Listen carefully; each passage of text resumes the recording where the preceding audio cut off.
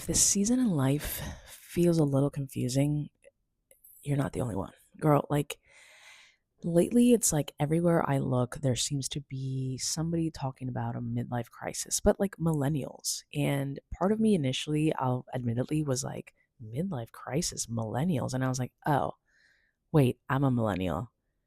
Am I a midlife? Shoot, I'm over 40. Duh. Anyway, I don't know about you, but I literally have to constantly think about how old I actually am because I don't feel like that I should be as old as I am. Does that make sense? Anyway, this midlife crisis, so to speak, that I've been seeing.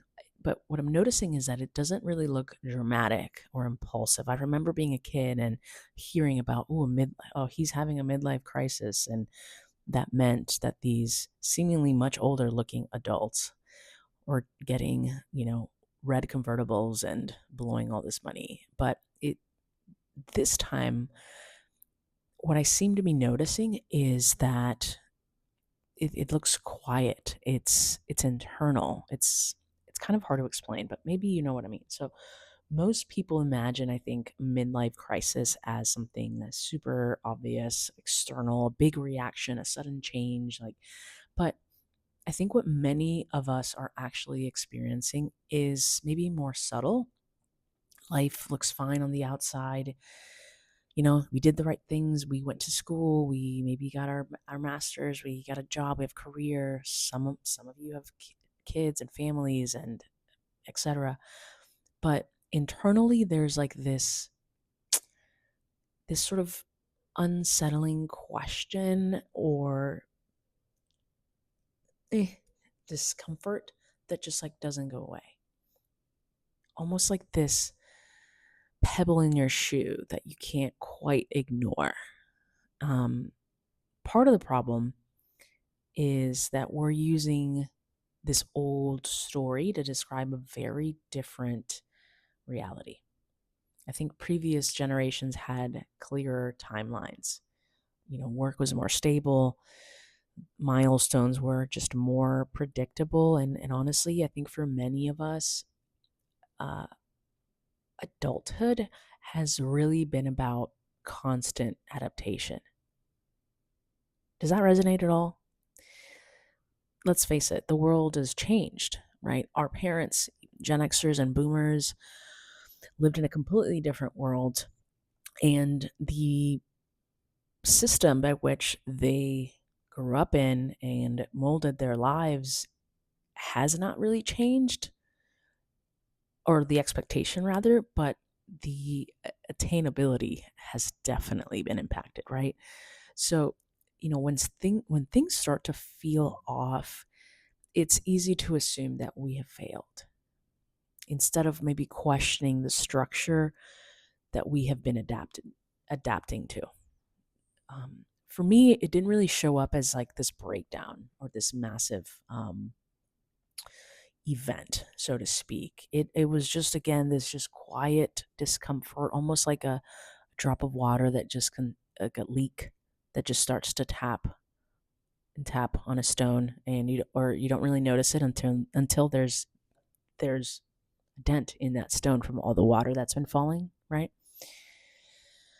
And nothing was wrong enough to be like, oh, I gotta make a drastic change, but something had clearly shifted in me. And I remember having to kind of sit back and just consider this, right? You start to question, am I failing? Am I ungrateful? Do I need to get healthier, etc.?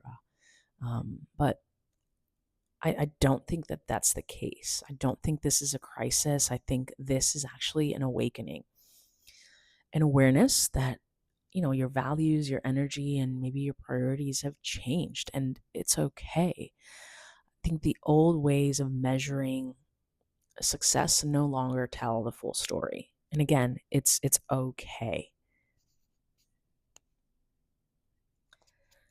The problem isn't the questioning.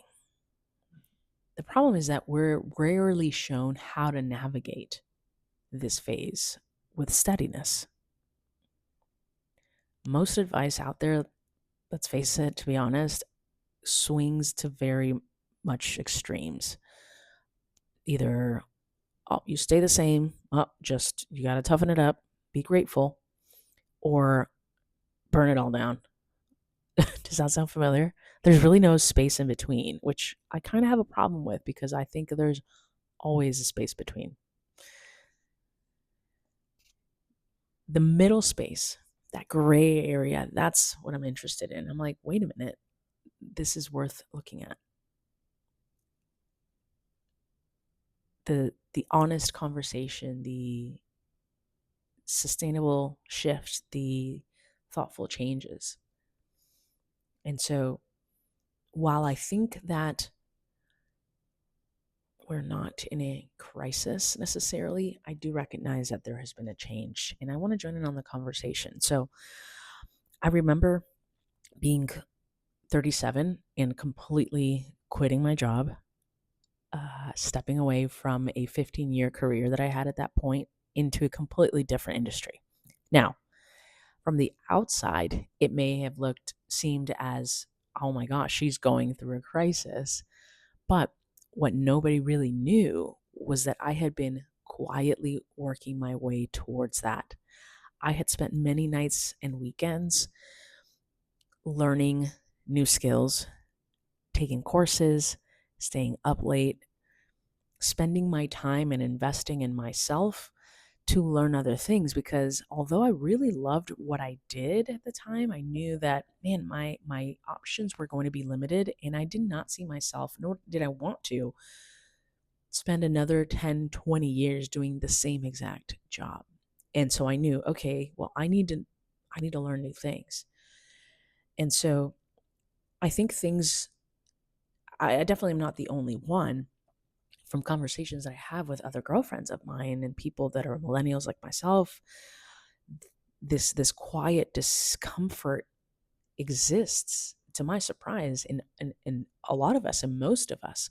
The difference is those of us who actually do something about it, right?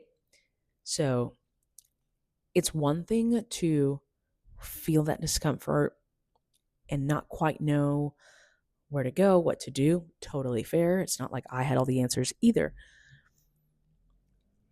But it's another thing to just sort of to actually take action in any direction, so that by taking action you can start to discover and explore what that could possibly be. Like, what could the next thing be? What do I actually like? What do I not like? What can I do? What are my options, etc.? And so if that's you, just know that you're not alone. I think it is by the way, it is totally okay, whether you love your job or career, it's okay to also feel these things. And if you don't love your job or career, if you're tired, if you're burnt out, it's also okay to feel these things. What is not okay is for you to not do anything about it.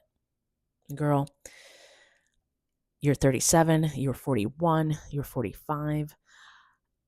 Girl, we're too grown for this. We're too grown to not do something about it. And the access that we have to technology, it's a level playing field. So what I'm saying is, like, there's so much possibility.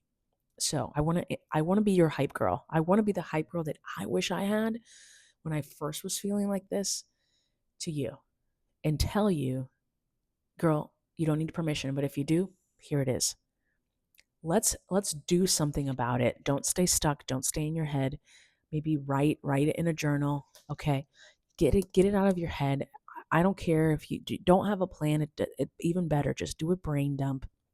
Figure out, like, these feelings, at least start there, and then start to explore what potential direction you could go in. And by the way, that doesn't mean that decision or that direction is the end all be all. That's another trap. You don't have to make the next thing that you do your forever thing. Man, I wish I heard that before. It took me a while to arrive at that, is what I'm saying. So if you're a millennial and you're feeling this discomfort of a shift internally, you're not quite sure where to go, you're feeling lost, you don't know what to do, let's start by taking some sort of action, okay? I'm going to be sharing more of my journey and more of what I've discovered, what I've learned, what has worked, what hasn't worked, in hopes to help give you a little bit of that guidance that I wish I had when I was there. Okay. And by the way, the journey is constant. There's like levels to this. So more on that later. But let this encourage you to not stay where you are. Don't sit there with your thoughts. Okay. Know that you're not alone. You're not the only one.